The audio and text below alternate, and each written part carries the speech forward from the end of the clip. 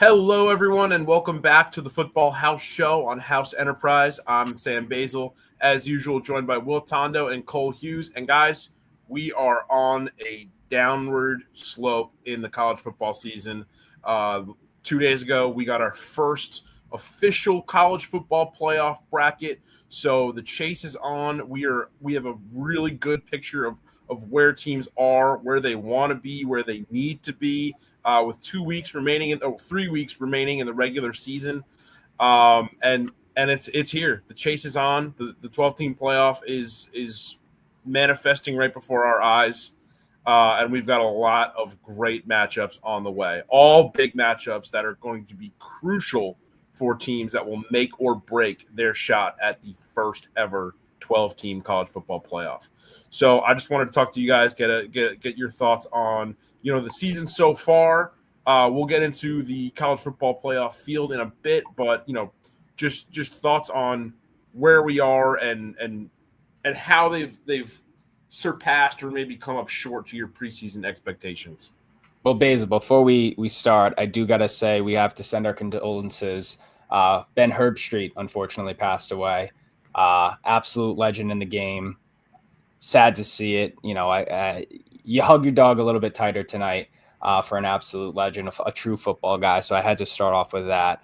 As the season, first off, can't believe it. It's already, we're cruising through November. October blinked. There was a lot of great football. It's like we're going to, enjoy this season while it lasts. I'm already looking at what Thanksgiving plans are. It is flying around the corner. Last week I felt was super tumultuous.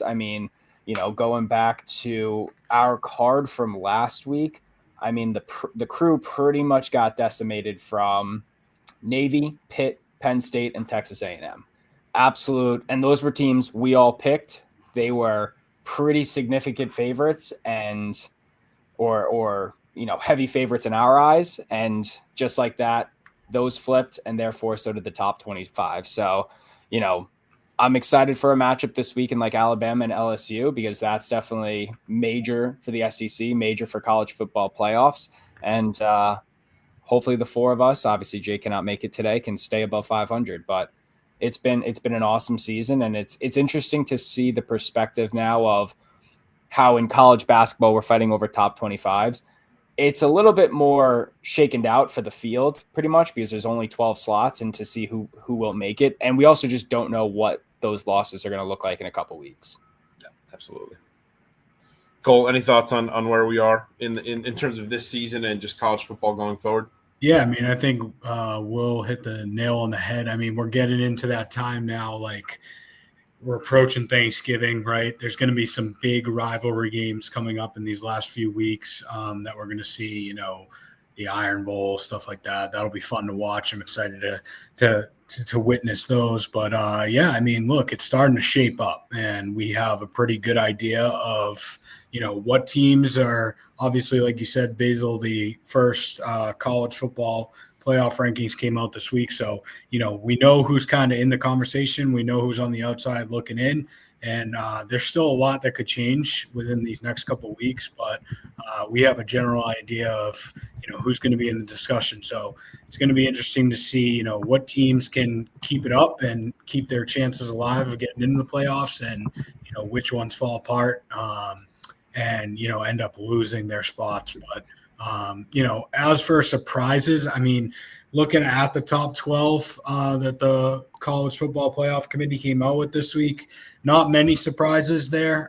Maybe where teams are ranked, there's some surprises, but I think the two big teams, prior to this season starting, that I don't think a lot of people would have thought would be in the top 12 at this point in November, are probably Indiana and BYU, two undefeated teams still heading into this week. So, they've been fun to watch, and if they get into the playoffs, it'll be fun to see if they can, upset some of these bigger, Big Ten or SEC teams and kind of make a run. So excited for what lies ahead. Yeah, absolutely. And let's get into the first official playoff rankings, which were unveiled on Wednesday. Like you said, Cole, not a lot of surprises. Oregon, Georgia, Miami, BYU, the top four seeds, top four conference champs. One thing that was really interesting that I actually really liked. It was a bit confusing. I'm sure it was a bit confusing for a lot of viewers on how they did this. But I actually think it's really important in laying that out where, BYU is the top is a 4 seed, right? Because they are a top 4 conference champ. However, in the actual college football playoff rankings, where they just rank teams straight up 1 through 25, like the AP or the Coaches Poll, BYU is ranked 9th. So that just, again, goes to show you that they're waiting. They understand that the best 4 teams might not be in the best 4 seeds, but it's mainly focused on giving that extra advantage to conference champions. Going in the at-large, which I think it's important. I'm okay with that. With what? I'm okay with obviously BYU at 9th because it's like I don't think they're a top 4 team, and they shouldn't be able to jump too far. I mean, again, undefeated. My hot take before we hopped on the show is, I wanted Utah to win the Big 12. I am all riding on BYU, and I hope they have a nice little upset. Whether if it's according to our field and Ohio State comes in and they continue that run, I am totally down for the chaos. But I'm okay with them not being ranked 4th and having them, obviously if they win the Big 12, they earn that spot. Yeah, and I think it's a reaction to, I think the system is a little bit of a reaction to maybe some complaints that people had about the 14 college football playoff, where look, it's like Alabama, Georgia, there were years where they could make the playoff together, but they've already played each other. We've already got things settled. So I think that gives room for conference champs to be valued because, I'm somebody who feels like a conference championship is really important. It should have some weight, even if you're playing in a conference that, is a little bit tougher, maybe you'd be if BYU would probably be like the 4th or 5th best team in the SEC, but that's not the way things have shaken out. They are put in the Big 12.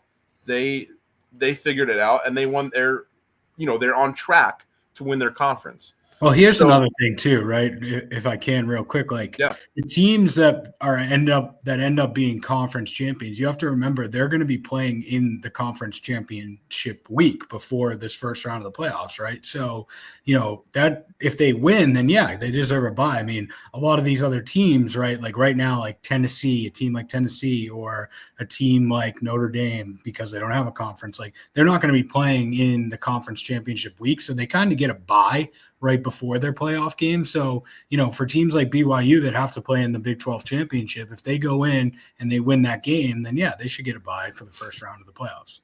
Yeah, that's actually a great point. I did not even think of that, to be honest. And I think to that point, I think there might be a chance that there will be teams that lose the conference championship game that do end up having to play that first round of the college football playoff. So that could also factor into things. They can come into that maybe a little tired. Another team could have a little bit more rest, but there's a never-ending debate of rest versus momentum in playoffs in a lot of sports, specifically playoffs that have byes like baseball, football. So it'll be very interesting to see how that plays out.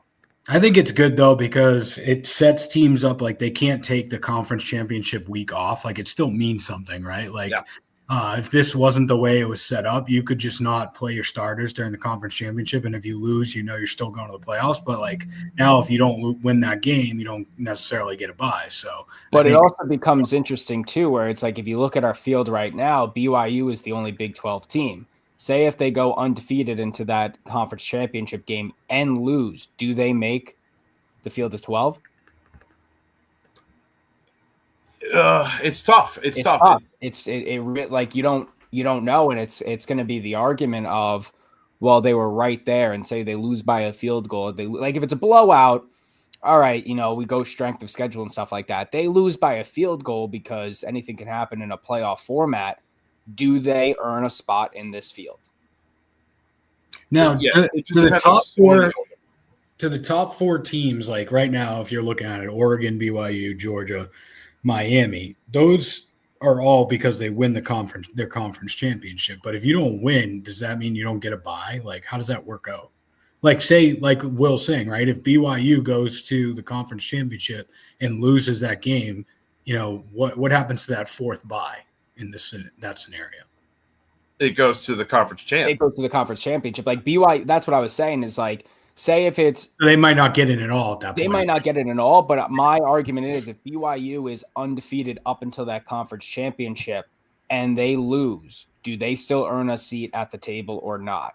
Same with, in our current format, we don't have any additional ACC teams except Miami. Is Miami, they lose in that conference championship, are they out? Like, that's where the committee's really going to come in. Like, they're hoping in a perfect world, whoever the championship is one of these undefeated powerhouse teams. But if it's not the case, what happens? Right. Yeah. It's a good point. The at-large bid, that doesn't get taken away, correct? No. So it's like that's already a safe spot. So it's like, again, does someone like Notre Dame, who's independent, do they get the shit end of the stick? Yeah, or a team like Alabama that has 2 losses, right? Correct. Right. Now, again, they're 2 great losses. I don't know. That's where the committee is. If we're talking about chaos, that's the chaos point.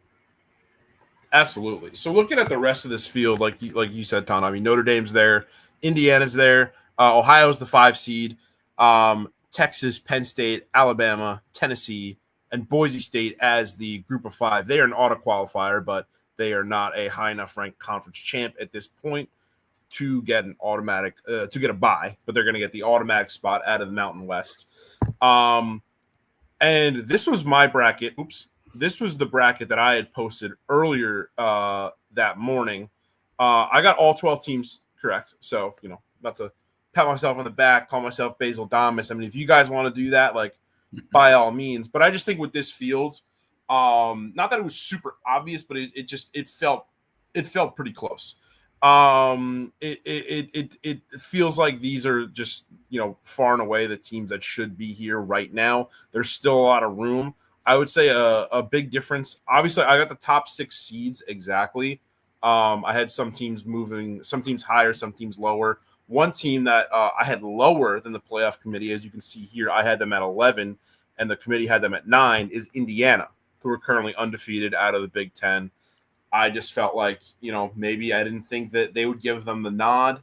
But I guess I kind of undersold them a little bit. Now, I'm willing to take the brunt of that. The Athletic College Football Podcast had a really good point today where it's hard to evaluate a team like Indiana because if, to quote them, if they had the Alabama A on their chest or the Ohio O on their chest, like, would we be looking at them a little differently? And I think maybe I was looking at them a little bit differently. They had a little bit more to prove to me to get into this spot. And again, they've still got Ohio State on the schedule, so it'll be really tough seeing how they go against Ohio State. But again, I'm not ready to count them out, but it's interesting to see how the committee will evaluate a team like Indiana going forward, and whether or not this expanded playoff format now gives us a lot more wiggle room in terms of evaluating, these kind of unexpected power conference teams. Right. And I think you said it perfectly of like, what logo do they have on their chest? Because we've had this conversation last year with Florida State and a few years ago where UCF claimed that they were the national championship because they were undefeated and they won their bowl game and they were the only team in the country that was undefeated, and they hung a banner and they gave themselves rings. Right. So it's like, are we a little biased that Alabama is on here with 2 losses? Now, again, they're 2 very good losses. As you can see, they're teams above them. But is a 2-loss team a playoff team in this field?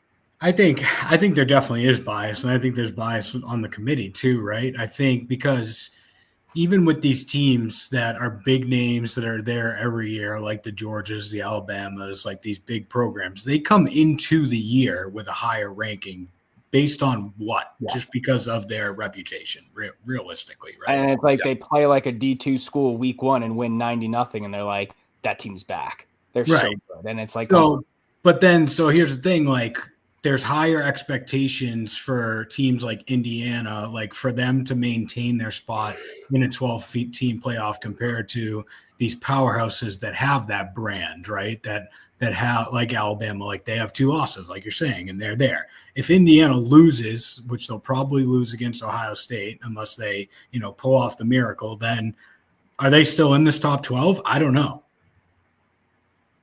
It's tough. Again, it all comes down to and the same thing with BYU. Like BYU is the 9th best team, right, in the college football playoff top 25.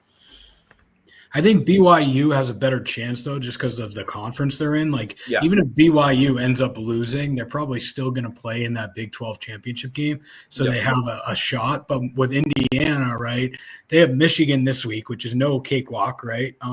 I could easily see Michigan beating Indiana, and it wouldn't be, a huge shock. I mean, Indiana should win. But if Indiana loses to Ohio State, then you have Penn State, you have – Oregon's already at the top there with them. You have Ohio State and Penn State kind of lurking behind and other Big Ten teams, right? So, the standings right now, you have Indiana and Oregon, if the season were to end today, would be in the Big Ten championship game. But obviously they're playing each other. But right behind them, you have Ohio State and Penn State. So, there's still big teams there. So I think if Indiana loses, it's going to be hard for them to bounce back from that. Absolutely. Let's get into our top 25 from this past week that came out this past Sunday morning. Oregon at the top. Our college football playoff rankings. It's all those teams are there. Couple teams on the outside looking in my opinion, for the the at-large spots in the Power Five. Obviously, LSU, Ole Miss, Iowa State, depending on how the Big 12 championship goes. SMU kind of creeping in there. They were shown to be on the bubble by the College Football Playoff Committee, which I thought was really interesting. And then in terms of Group of Five auto bid bubble, Army's still there, Louisiana's still there, Tulane's still there. Navy, in my opinion, is out after losing to Rice. I don't think there's any way they recover. Maybe they could still win the American Athletic Conference. I think even that is a bit slim. But guys, any other thoughts on just who is in our top 25 this week? Also, Colorado ranked 24th, but any thoughts there? I guess so. Oh no, sorry, go first, Cole. I was going to say for the Group of Five, I think at this point it's going to be Boise. I just don't see any of the other conferences putting a team up. I mean, Army is probably the only other team that could potentially sneak into this conversation, but they still have to play Notre Dame. And then they have to play in their conference championship, whether it's Navy. Yeah. Whether they're going to see Navy or Tulane in the American. So I think, Boise has got that at-large bid pretty much locked up. But yeah, a lot of teams here that, still control their own destinies, right? Iowa State lost last week, but they're still in the conversation for the Big 12. They could still get into the Big 12 championship game. And if they beat BYU, then guess what? They're in, right? SMU, same thing. I mean, they've been rolling quietly. And, they could set themselves up for an ACC championship with Miami. And if they beat them, then, they'll probably get in. So Ole Miss, they got Georgia this week. If they somehow beat Georgia, I think they're back in the conversation. LSU's playing Bama. What's not to say if LSU wins at home that they replaced Bama at 11 there. So there's a lot of teams, right now on the outside looking in. I think Clemson, A&M, once you get down there, they're a little too far out at this point. Just because they're not going to play for, championship games within their conference. They've had great years, but I just don't think they have enough to be in the college football playoff. But there are certainly some teams like from 13 to about 16 that could sneak into this conversation. Absolutely. Is it just ironic that our top 12 is also the field of 12? No, because again, I think it's that it was a pretty clear college football playoff field. Yeah. There are plenty of teams waiting in the wings. We know who they are. But right now, I think the playoff committee is doing a good job of picking the best 12 teams. And that's why I'm warming up to this 12 team playoff. And look, all these top 12 teams, there's no team within those top 12, even when you get down to Boise State, where you're like, this team's a joke. They're going to get absolutely washed in the first round of the playoffs. I think any of these teams, like Boise State, depending on what that matchup could be, they could pull off an upset. So I think that these are the 12 best teams at this point, and it's going to be fun to watch, especially that first week when you get those matchups to see, potentially what upsets could happen. Yeah, I'm sure there were plenty of people. I think going into this season, I thought that my favorite part of the 12-team playoff bracket is the automatic group of 5 representation, because I do think that is so important. I'm sure there were plenty of arguments against it. I'm sure many people thought that, before people realized that, a team like Boise State would be this good this year, that maybe the group of 5 auto bid was kind of almost like a charity spot. Like, oh, we just need to do it because everyone complains that, college football is so top heavy. But I mean, there's a Heisman favorite on Boise State. Ashton Jeanty is in the running for the Heisman Trophy. So it's not like you said, Cole. It's not like what we saw with Cincinnati a couple of years ago when they made the playoff, where they came in. We knew they weren't going to make a splash, and they kind of got their butts kicked versus it was Alabama, I believe, right? Yeah. So again, a really good field, and I'm very interested to see how it might fluctuate for these last 3 weeks of football. But before we get into any fluctuations, let's see how our picks have fluctuated since last week. Tondo, like you said, not a great week for the crew, but we are all still over 500. You are cruising with a 59% pick accuracy. 60 out of 101 picks. That's pretty solid there. And, all the way down to Jake, all at the bottom, who is just above 500. So, Tondo, you're our main man. You're our leading man. Let's see what you got this week.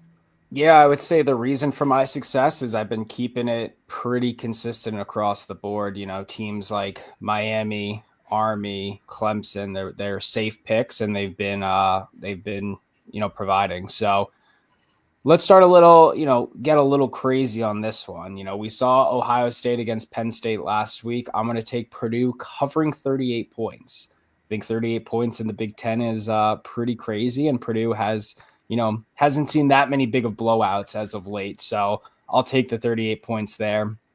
Another similar one where it's, a team that I wish was better, and I wish Michael Penix, I don't know if he would have been available or not, stayed at Washington and built something in the Big Ten.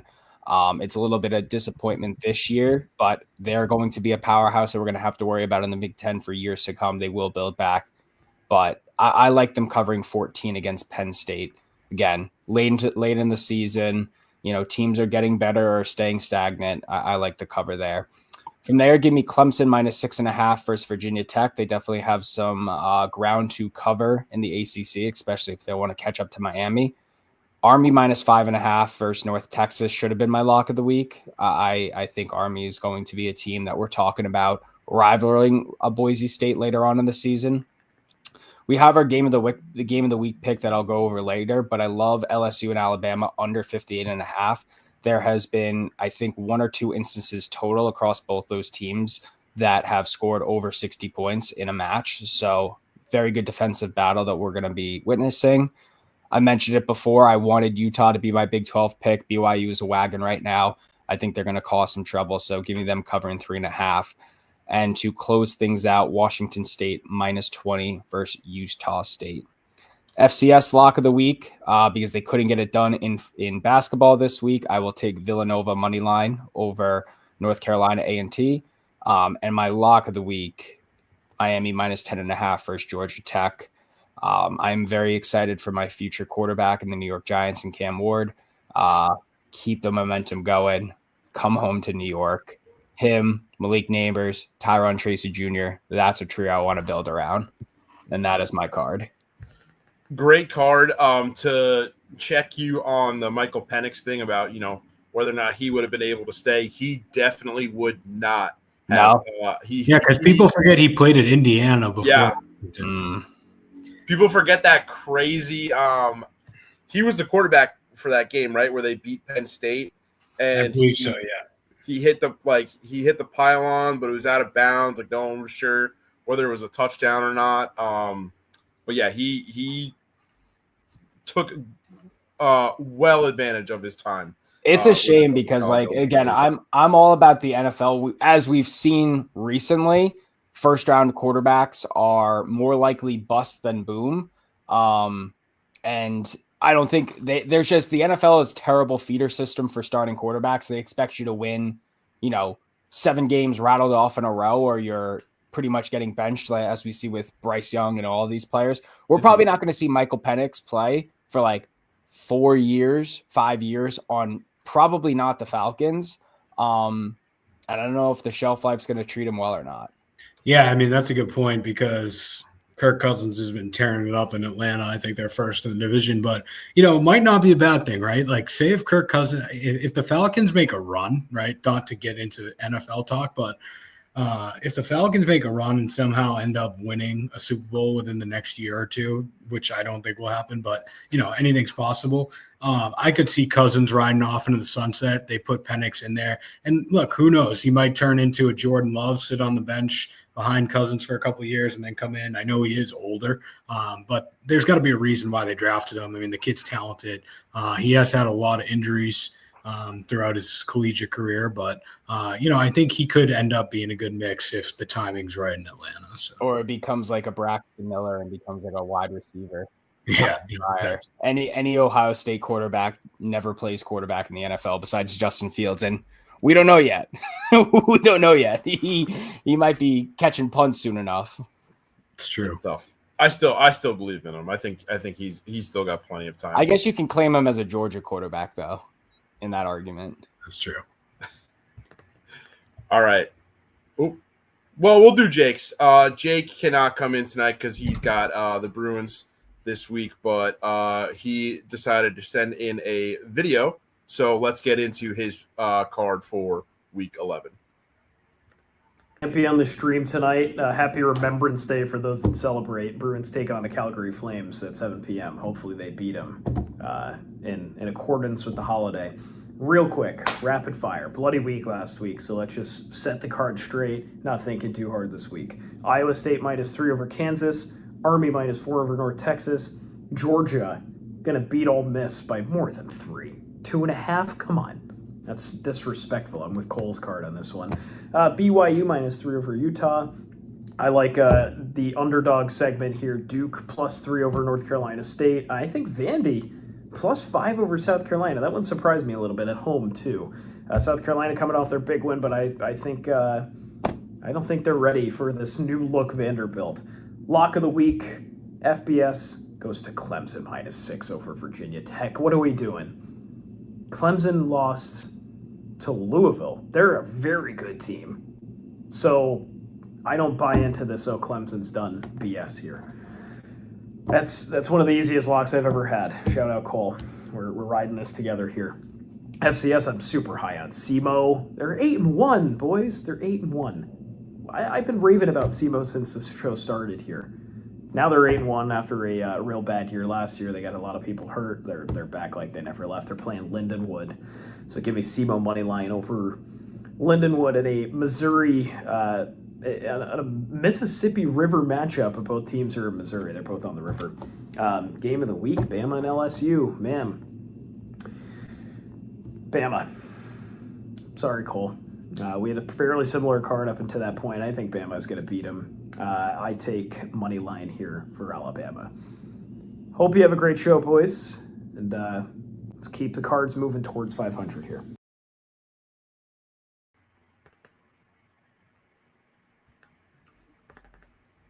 All right. Thank you, Jake. For any of you in the Boston area, if you're heading over to a Boston Bruins game and you just think, man, the voice coming through the PA right now is just so golden and amazing. That's our boy Jake Zimmer. So he's got a pretty good card this week. Very similar to yours, Cole, which we'll get into in a little bit. But he's been pretty high on SEMO all year. Clemson, trying to work their way back up through the ACC. They're a little too far gone for the ACC championship picture. I think they're also a little too far gone in terms of the college football playoff, but you never know. Vandy, I like. Arizona State is very interesting. And Georgia -2.5 versus Ole Miss. Cole, what are your thoughts on the weight that this game could have for next week's playoff bracket? Georgia Ole Miss game? Yeah. Yeah, I mean, look, Ole Miss only has 2 losses, right? If Georgia loses this game, then they're kind of in the same category as Bama with 2 losses, LSU with 2 losses. Obviously, one of those teams will have 3 losses after this week. But, I think you got to, in that case, you got to bring in Ole Miss to the discussion. Does Georgia fall out? I don't know if they do just because they're ranked so high. But, if Alabama wins against LSU, Georgia loses, then Alabama beat Georgia, right? So do you rank Alabama ahead of Georgia? I think it's going to, if they do end up losing to Ole Miss, I think it's going to shake up a lot of things. Yeah, absolutely. And then it changes also the layout for what the SEC championship could look like, right? Because then potentially they're not even playing in the SEC championship. Maybe you have a Texas, Tennessee, or something like that. So it'll be interesting to see how that all unfolds. Absolutely. Let's get into my card. I love to theme my cards. So again, the theme this week is once again just crucial college football playoff games with a couple, that don't fit in there. The one that really doesn't fit is Boston College -2 versus Syracuse. Syracuse is, they're the team with the better record heading into this game, but Boston College has kind of proven to be a little bit of an ACC wild card, both this season and last season. I also think Syracuse is known to put up a couple stinkers. And I don't know. I feel like Boston College has that chaos momentum here. Indiana, this is a college football playoff, a crucial playoff matchup game. Indiana -14.5 versus Michigan. Michigan obviously out of this year's playoff picture, but Indiana still struggling for that spot, still trying to show that, again, to quote the Athletic College Football Podcast, that the Hoosiers logo on their chest means just as much as a Crimson Tide A or Buckeyes O. So I think they're going to need to win this one. They're going to need to win this one by, at least 2 touchdowns here, not only to cover, but to show the committee that they are legit heading into a huge matchup versus Ohio State. I've got Missouri +3 versus Oklahoma.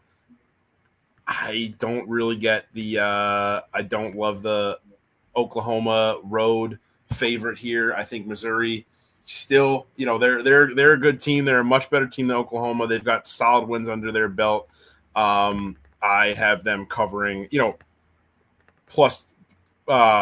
here. I think Brady Cook is, an underrated quarterback in this SEC. Army versus -4 versus North Texas. Again, Army fighting to stay alive here, fighting to stay alive in the college football playoff, fighting to stay alive in the American Athletic Conference. We were talking about Army-Navy being a potential huge game, a potential American Athletic Championship matchup, but Navy has fallen. So now it's kind of Army to, kind of lead the Group of 5 playoff conversation here and try and overtake Boise State out of the Mountain West. And then I've got Iowa State -3 versus Kansas. Again, a game Iowa State cannot afford to drop. They are only in the college football playoff picture right now if they win the Big 12. They've put up a couple weird losses in recent weeks, and I think they need to stay hot here to not just clinch the college football playoff, but just get into a spot in the Big 12 championship game.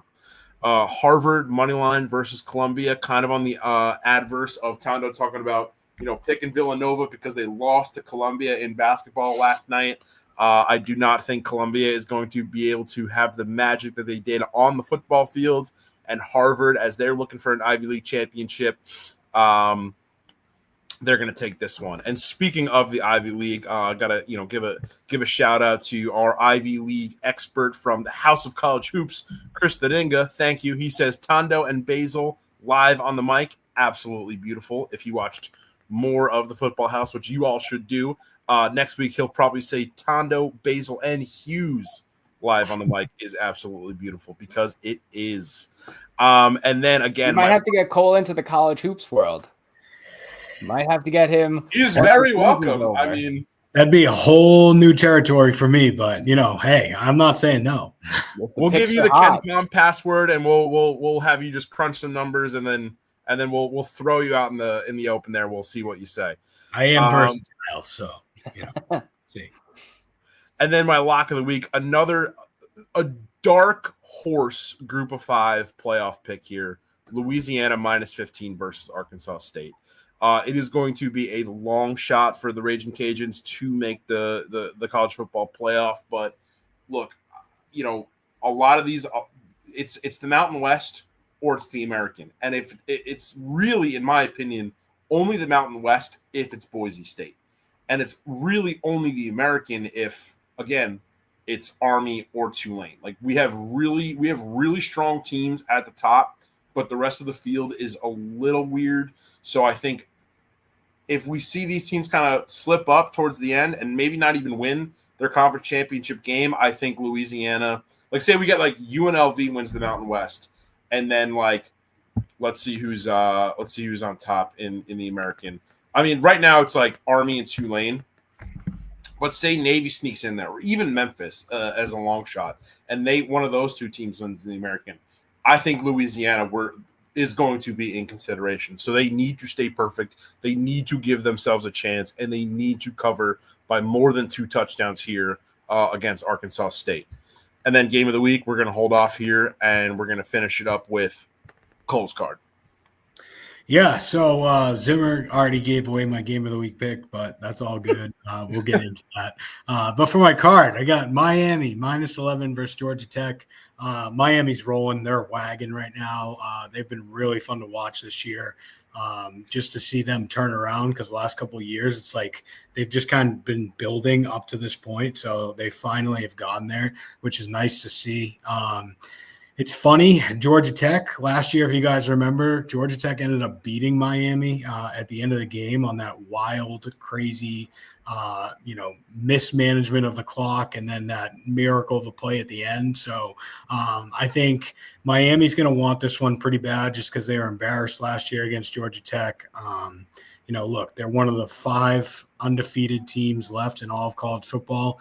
There's no that's no accident, right? Like they've really been electric this year on the offensive side of the ball. Cam Ward, he's neck and neck with Travis Hunter for the Heisman Trophy, so he's going to want to ball out for the rest of the year, try and get some hardware. Xavier Restrepo, their leading receiver, this past week broke the all-time record for receptions and all-time receiving yards at Miami, which is kind of crazy if you think about all the receivers that have played there over the years. On offense, they're electric. I think they cover 11 easily, so I'm going to take the Hurricanes there. Georgia, Ole Miss, we've talked about this game. I just think Georgia's a better team. I think Ole Miss is a good team, and I've been high on them all year this year. Jackson Dart, their quarterback, he's been great, but I just think Georgia is too much defensively for them. I think they're going to hold them from Ole Miss scoring a lot of points, and I think their offense is good enough to get the win there. So, their last 13 matchups that they've played each other, these two schools, Georgia is 11-2. They won 52-16 against Ole Miss last year. I don't know if it'll be that big of a blowout this year, but I like the Bulldogs against the Rebels. Iowa State and Kansas. Iowa State, they had a tough loss last week. They were undefeated, lost by 1 point to Texas Tech. I think they bounced back this week. Like you guys said, it's a must-win for them if they want to keep their spot in the Big 12 conversation. Iowa State's a team that doesn't get penalized a lot. I think they're the 3rd least penalized team in all of college football. So, they play good football. They play sound football. They're disciplined. I think they go out there. Kansas has kind of been a nightmare this year. So I like Iowa State -3 there. Arizona State, UCF.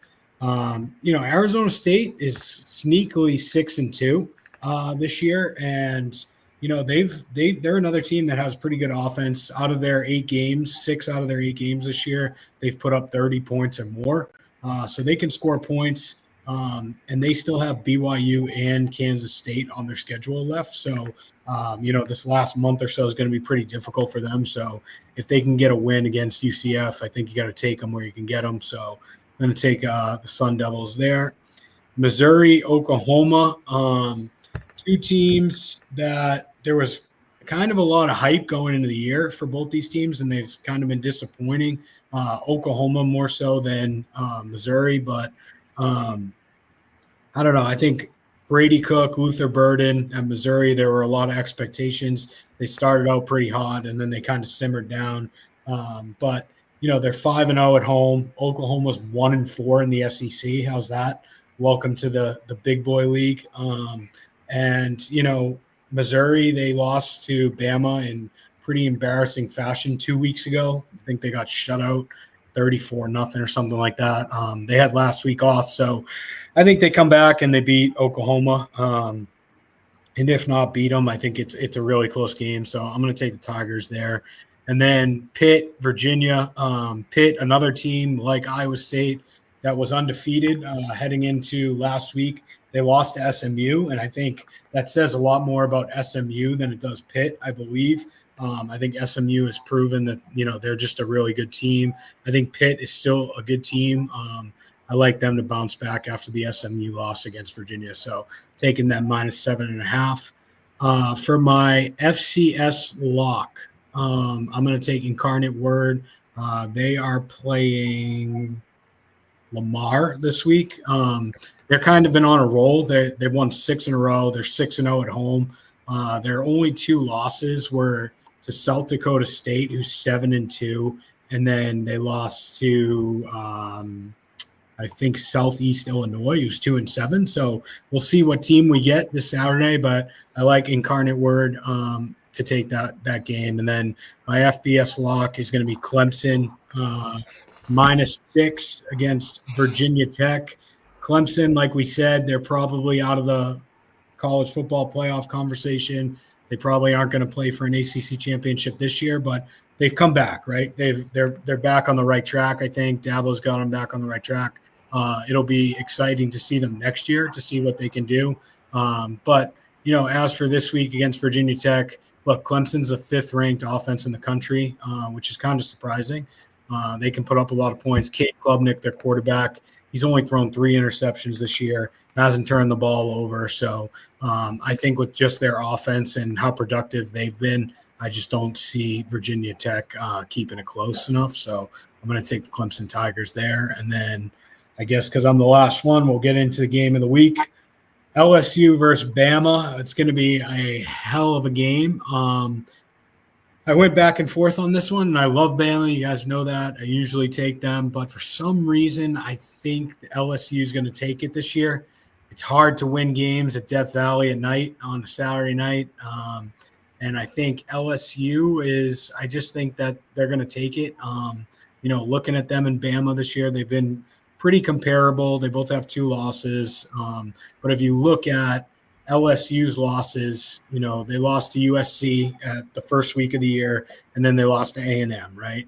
Bama, they lost to Tennessee, which is okay, we get, and then they had that bad loss to Vandy. So I don't know. I just think LSU at home, I think it gives them an advantage. Both these teams, their remaining schedules aren't that bad. Like Bama has Mercer after LSU, then they have Oklahoma, and then the Iron Bowl, Auburn. So they probably should win out after LSU, and then LSU's got Florida, Vandy, and Oklahoma. So this game is really gonna define their seasons and who potentially gets to play in the college football playoff, and who's going to be just playing in a regular bowl game. But for some reason, I just it's at home, Death Valley. I think LSU takes it this year. Yeah. Great points. And let's get into our game of the week. As you said, it is LSU, Alabama.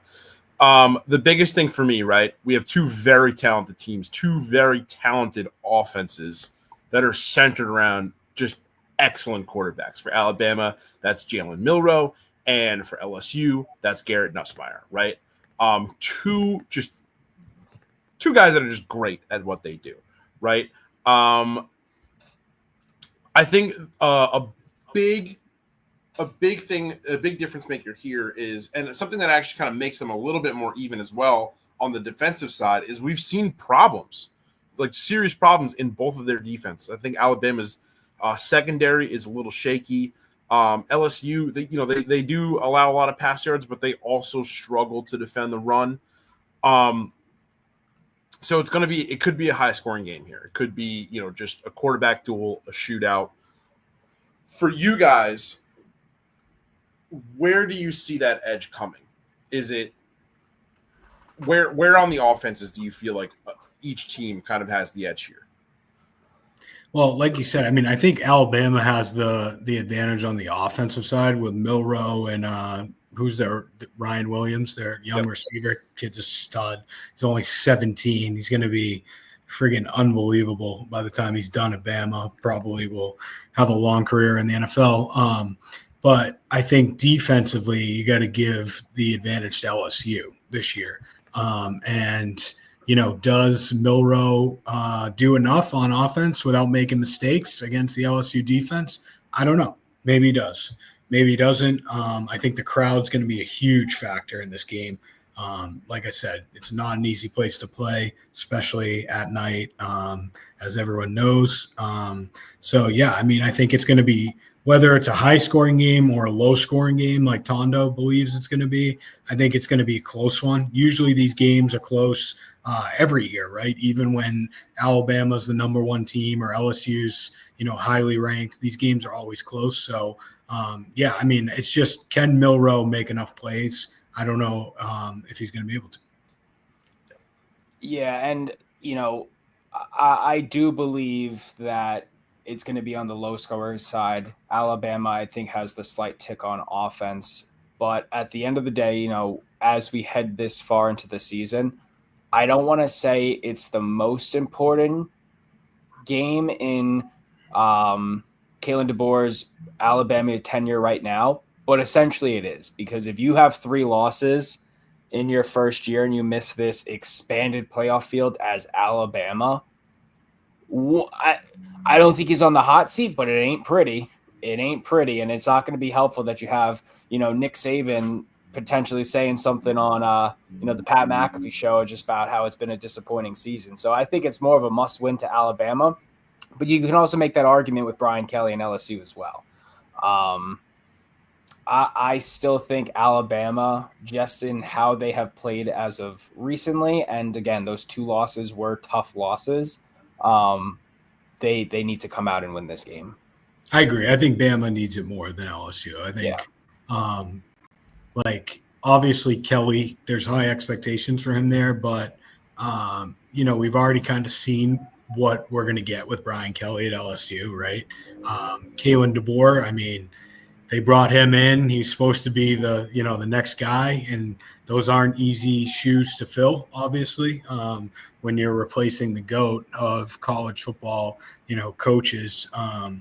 But if Nick Saban was there this year, I think this team is higher ranked. I don't think they lose that game to Vandy. I just think, there's certain things as for, just coaching and discipline wise that are different, right? With Nick Saban not being there every day. So I agree. I think Kalen DeBoer, this is the biggest game for his Alabama career thus far. And, if they lose this, they're definitely going to be out with 3 losses, right? Yeah. I don't see them working their way back in to the college football playoff. And, you make a great point, Will, with 12 teams. If Alabama's not one of those teams, that's going to be a real problem in Tuscaloosa for people, and rightfully so. So I do think it is a big game for them, but it's not going to be easy. They got to go on the road and win. Mm-hmm. And again, Vanderbilt has become a good loss. Right. They surprisingly, right? Surprisingly. I mean, again, you're Alabama and you're also a top 3 SEC team, Alabama, Texas, Georgia. It's like you have to win those games. It's not like, I'm calling it a tough loss just because of how good Vanderbilt has been. But you're Alabama, you got it. You have to win that. Especially too with the fact that, like we're saying, this has been a Alabama has struggled this year. They're obviously, there's obviously the comparisons to make of, what if Saban had still been here? But even with how much we might feel like Alabama has regressed a little bit, they were still in the initial college football rankings, right? So not only would this be DeBoer coming up short and missing the playoffs, this would be DeBoer coming up short and falling out out of the playoff picture. So that I feel like also kind of bumps the pressure up for him a little bit as well. Yeah, right now, like, look, I don't think it's like he's not necessarily in a bad position. He beat Georgia, right? That was the biggest game on their schedule this year, and he beat them, right? So if he wins this game, beats LSU, and they get into the college football playoff, then I don't think it really matters what happens with them this year, because even if Alabama loses in the first round of the playoffs, like at least he got him there in his first year, right? I mean, obviously people won't be happy. That's not what they want. But I think it's better in that scenario for him going forward than it is to lose this game and not get in. Yeah, absolutely. One thing I wanted to ask you guys is look at for those, watching or listening on their own here, take a look at Alabama and LSU's just season stats, right? Look at the rushing leaders on LSU, and then look at it on Alabama. So for LSU, their leading rusher is Caden Durham, their running back. He's got 397 yards on the ground. Jalen Milroe, Alabama's quarterback, has 380. He's just behind him there. And then Jam Miller, their number one running back there, has 450 yards on the season. So looking at that, you can really see that LSU just really relies almost entirely on Nussmeier, the passing game, and as they should, because he's incredibly talented. But should Alabama come to a point, whether it's early in the game or in the second half or at any point where their secondary turns it around, they shut down LSU in the air. Can LSU make that adjustment and keep themselves in a game versus Alabama? It's going to be tough. I mean, Nussmeier, like the one thing, like they do throw the ball a lot, but he can also, run. I would consider him a dual quarterback. I don't know what his stats are for rushing this year, but he's got 13 yards. Oh, he does. How many touchdowns has he scored? 3, actually. Oh, okay. I mean, yeah, but look, when things get tough, he can get out of it and he can prolong plays, right? It's I mean, Jalen Milroe, you could say the same thing, right? Milroe is probably a better rusher, obviously, than Nussmeier, but yeah, I mean, look, they're going to have to use him potentially in the ground game, and they're going to have to also rely on their running backs. I mean, they can't just rely on him throwing the ball 50 times. He did that last week against A&M, or a couple weeks ago against A&M, and they lost. So, and he threw for over 400 yards. So, that's not going to be enough, as we've seen. Absolutely. So, guys, wrapping up here, going around the horn. Jake, as he mentioned in his video, he's got Bama winning straight up versus LSU. Cole, you mentioned earlier, you've got LSU plus 2.5 versus Alabama. I've also got LSU 2.5 versus Alabama. And Tondo, you've got the Tide minus 2.5. That Death Valley advantage is not enough for you. I listen, like Death Valley and LSU, it's going to be a tough game. I think mentally for me, it just goes down to Alabama needs this more. And the legacy, I'm not saying this is a legacy killer of a program, but it is a must win. I mean, yes, it's a very talented LSU team that also deserves to be in the conversation. I mean, we have them at the 13th best team in our top 25. So it's like, as much as I want the chaos in the bracket, I just cannot envision Alabama not being there, and it starts here. So if they're going to win, they're going to win by at least a touchdown. Yeah, absolutely. All right, guys. Well, that's our show for this week. We're here. It's awesome. The chase is on. So thank you for watching the Football House. And if you were listening to us on Spotify next day, thank you for listening to us.